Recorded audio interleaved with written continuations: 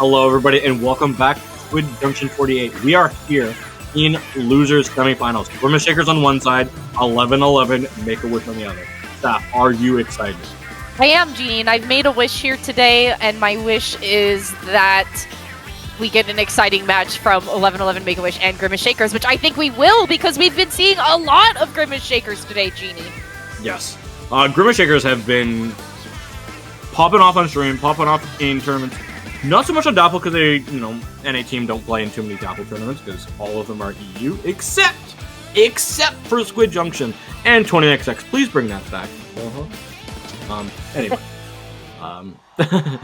With that, we are going to be going back to MakoMart. We were here last set, but it was on Clan Blitz. This time, Splat Zones. So we saw it in the last resort set, and how fast that match went. Do you think that this could, with either of these two teams, it could go that one-sided like we saw earlier on stream?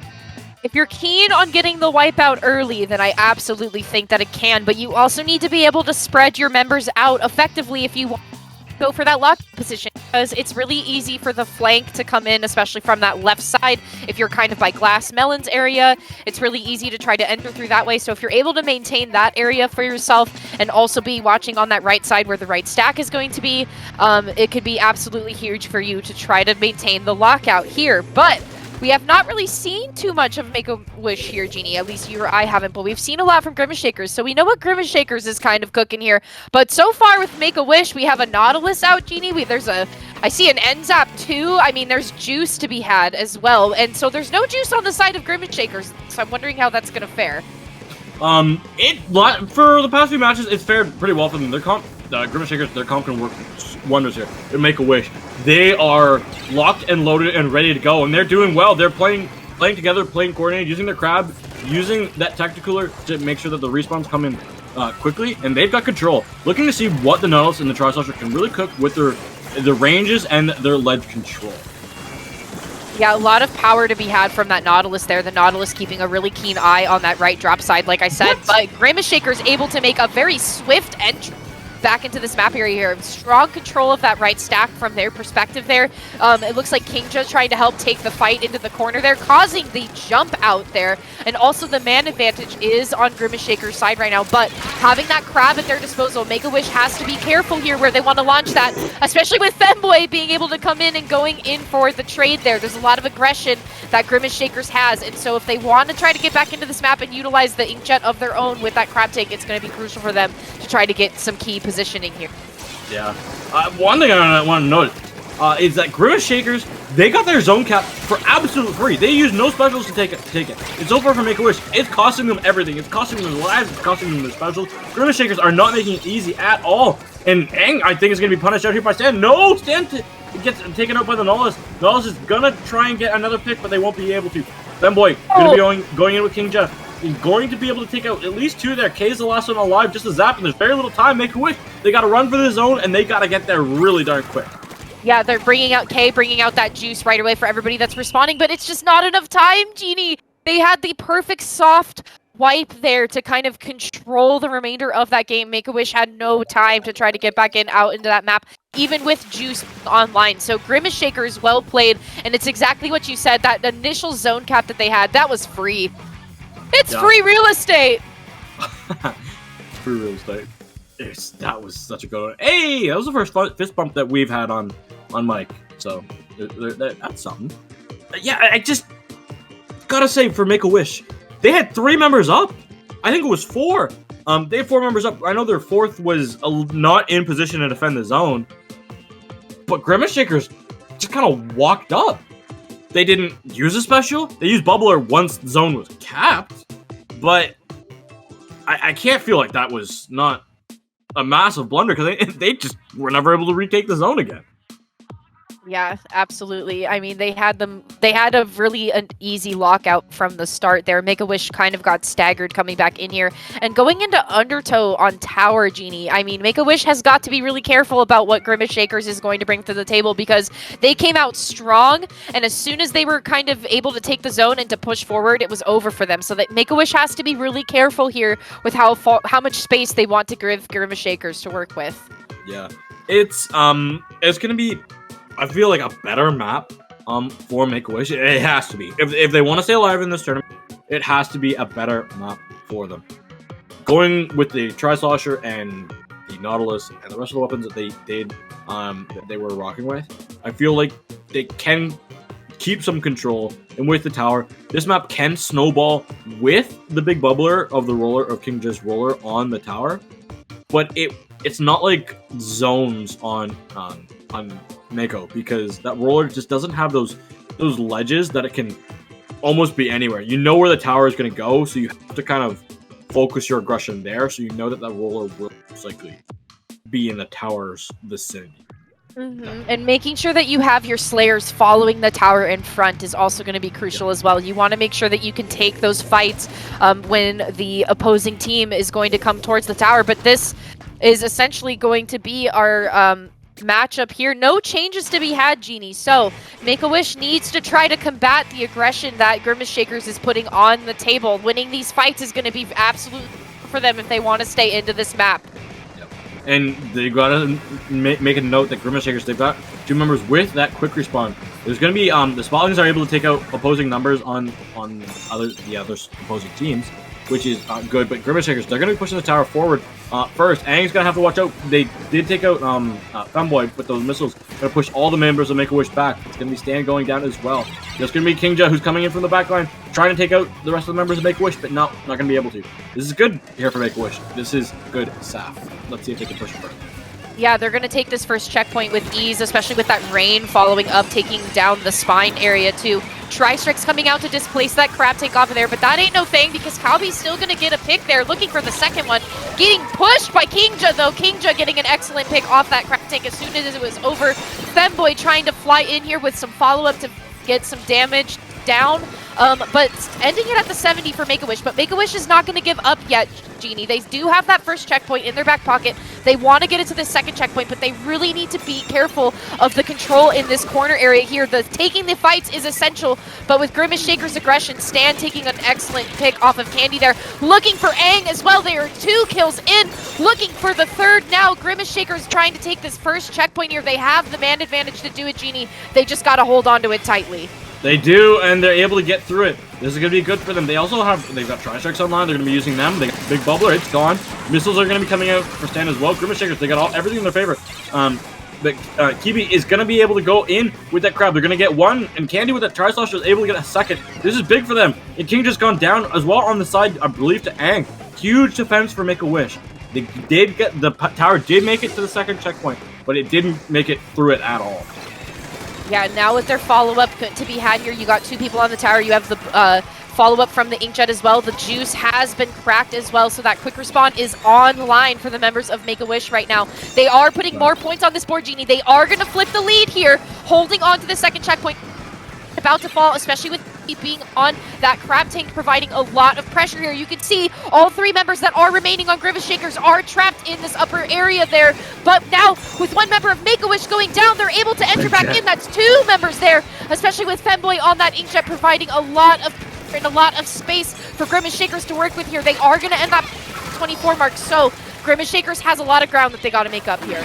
They've got an insane amount of ground, and even though that King just marked, the Big Bubbler able to protect them. They're getting like heavily fired at, but that's okay because Big Bubbler will protect you. Candy's gonna be able to find one running with the Tri-Slosher. That's fine. Tri-Slosher is known as the trading weapon if I've ever seen one. This is gonna be dangerous though for Make-A-Wish because they've lost their Spotling as well.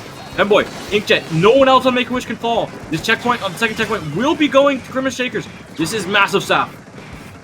Yeah, Femboy trying to get up onto this tower here. The crab tank ending at an unfortunate time for Femboy to take that tower just a little bit further down to the 38 mark. There's a little bit of points to have to make up here, but the members of Grimace Shakers are now staggered, and especially with those beacons now being caught onto by Make-A-Wish, they have no space to jump back into this map, Genie, so that tower is going to move back into the middle for Make-A-Wish. A lot more ground once again for Grimace Shakers to try to make up here. A mountain to climb, if you will, to try to take that lead. Yeah, I wish I had some mountains over here in the flatland. You know what? It's a-okay. I wish. Can you send me some stuff? Yeah, you get some virtual mountains in these Splatoon 3 games. That should be enough. Real. Ooh, and Candy's got this Inkjet, but KB has got a nice splat down over by the tower. You've got Tactical out. Femboy's going to be popping their jet. As long as Make-A-Wish don't lose too many of their members here. Their push can continue. They do have the technical, so they should be able to jump in pretty darn quickly. Fanboy has his control, though, and is going to be making their way forward. They do notice where Aang is and going to be pushing the members of Make-A-Wish back. You don't want to fall down here, because with a minute left on the clock, that could snowball the game. Yeah, Make-A-Wish, their defense here, Genie. They don't want to give up too much ground, but they also want to have a lot of coverage going into the midsection. Now with Grimace Shakers having control of this tower, they're going to try to inch slowly. They want to be careful about taking the fights because Make-A-Wish can take all the trades that they want, but Grimace Shakers does not have the time to afford that. They do not have the luxury to take trades here, Genie. They want to be careful with the fights that they're taking, but Make-A-Wish had the higher ground. That grab is online. Fanboy does have Inkjet out as well, though, to try to follow up, and the help. Well, still holding on to this tower, still holding into this area here. They don't want to let go of possession just yet. Only a few more points to try to make it up to get to this third checkpoint, but Make-A-Wish is not making it easy for them with just a few seconds remaining. You have multiple members on that tower there. Michiru going down to the suction bomb with only 3 points left to try to make it up there. Make-A-Wish taking us to match point game 3. Oh my hectic craziness. The temperature cooler reset of an ink tank for Make-A-Wish. The way that K was able to chuck a suction bomb, throw the cooler down, and have a second suction bomb, meaning that Michiru had nowhere to go but either get splattered by suction bomb A or suction bomb B, critical. Saving the map. The throwing there was essential because sometimes when it comes down to it, Genie, you just want to get bombs to tower. You need to pressure the tower as much as you can, and that's exactly what they did there with those suction bombs. Michiru was trying to use the physics of the beam in the middle to protect themselves, but just to no avail. There was probably a limb or appendage sticking out there to take the damage from that suction bomb to be the nail in the coffin for them, giving Make-A-Wish the win there. So, but we're moving forward once again back into Hagglefish. Genie, you said the most popular zone's Hagglefish. And It's going to be quick. We're jumping right in. These don't want to waste any time, Genie. They want this win. They know exactly what they're going to be playing, and it's pretty obvious. They've got Grimace Shakers have been playing this comp pretty much all day. Make-A-Wish, they're not going to make any changes either. It's going to be raw mechanics here and raw skill and using their weapons to their advantage. For me, seeing this map, Zone's Hagglefish, this late in a tournament, loser semis of a Dapple tournament, not having any weapons being the same on either side, I think that's a first. First Splatoon 3 for me. This late in Dapple tournament. Yeah, there's variety. There's a lot of variety here, and not one person is playing the same thing. You have the same subclass of weapons. You have 2 different splatlings on the field, but not one of the same weapon here.